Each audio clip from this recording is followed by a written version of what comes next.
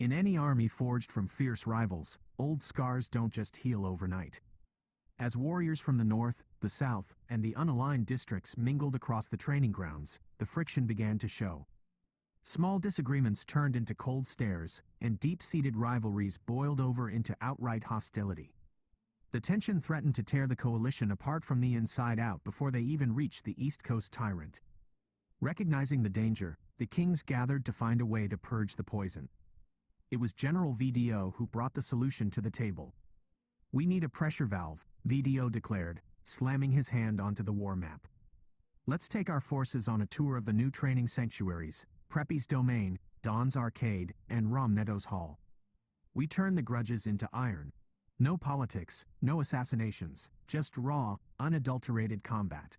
Let them beat the absolute hell out of each other until the hate is spent." The kings agreed. Word went out across the country: if you had a score to settle, the neutral grounds were open. Bloody bruises, black eyes, and knocked-out teeth became the currency of peace. The clashes at Game Shock. The tour kicked off on home turf under the watchful eye of VDO, hosted by Regency Thrilla at the legendary Game Shock. The atmosphere was thick with adrenaline and bad blood. Jay Fresh versus Joey Balls. The opening match was a masterclass in frustration boiling over. Joey Balls talked a massive game, stepping up with fiery bravado, but Jay Fresh dismantled him with cold, calculated precision. Every time Joey tried to press buttons, Jay Fresh was already there, punishing every misstep until Joey lost catastrophically bad, stumbling back into the crowd with his pride completely shattered. Animated Nick versus Random Rudy. The next bout brought immediate comedic relief to the tension. Random Rudy charged in swinging wildly, relying on chaotic, unhinged mix-ups. But Animated Nick didn't even flinch. Moving with supernatural controller wizardry, Nick casually outmaneuvered Rudy, styling on him with absurd movement and humiliating punishes until Rudy lost so humorously bad that even the defeated fighter couldn't help but laugh through his bruised lip. Josh 360 versus Servbot. The internal squabbles hit a fever pitch when Josh 360 and Servbot locked horns. It was a brutal war of attrition. Josh's relentless pressure met Servbot's stubborn defense in a punishing exchange of foot sweeps and blocked mix-ups, leaving both warriors battered, exhausted, and bleeding by the final bell. Everyone got a piece of the action, and every punch thrown cleared away a little more of the petty hatred. Taking it on the road. Preppy's Domain. The caravan packed up and rolled out, taking the tour straight to Preppy's Domain, where the mystical sorcerer's neutral sanctuary played host to even more grudge matches. DK Express versus Roundhouse. The clash between DK Express and Roundhouse was nothing short of cinematic. It was high-speed, high-execution warfare. DK Express pushed the pace with suffocating momentum, while Roundhouse fought back with sharp, desperate counterattacks that shook the wooden floors of the domain. The rise of chaos. Amidst the chaos of the matches, all eyes slowly drifted toward Chaos. While everyone else was fighting to settle old scores, Chaos was doing something entirely different.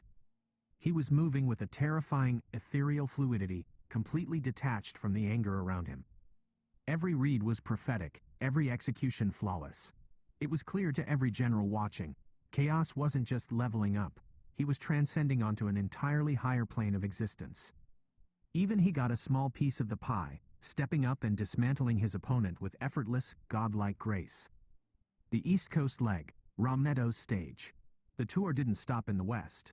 Pushing all the way to New York, the coalition stepped into the territory of Romneto the Ambassador, who welcomed them with open arms and a microphone in hand. Amazing versus Dark Dios. Under the neon lights of the New York venue, Amazing locked horns with Dark Dios.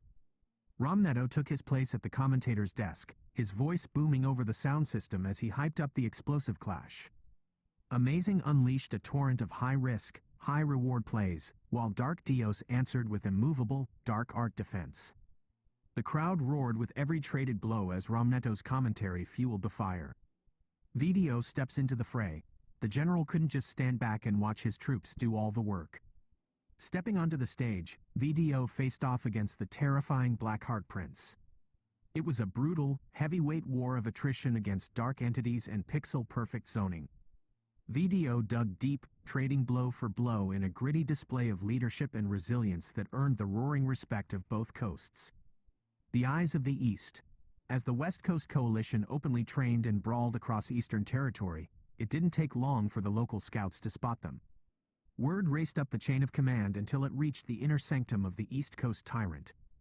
Inside the Grand War Room, Justin Wong and his inner circle of generals gathered around the intelligence reports. The news that the Western armies were camped out on Eastern soil sparked an immediate, chaotic mix of feelings among the elite.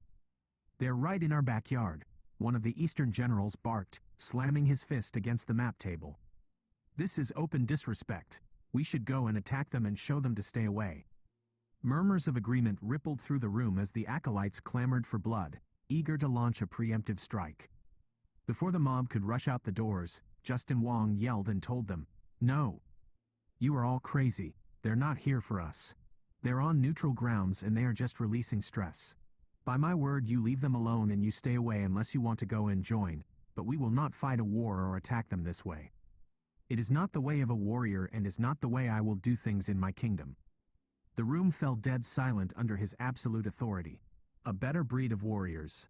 When the tour finally ended, the transformation across the armies was undeniable. The bloody lips, split knuckles, and missing teeth were badges of honor. The petty hatreds that once threatened to tear them apart had been beaten out of them in the ring. Everyone was getting better. Everyone was turning into a sharper, more formidable version of themselves.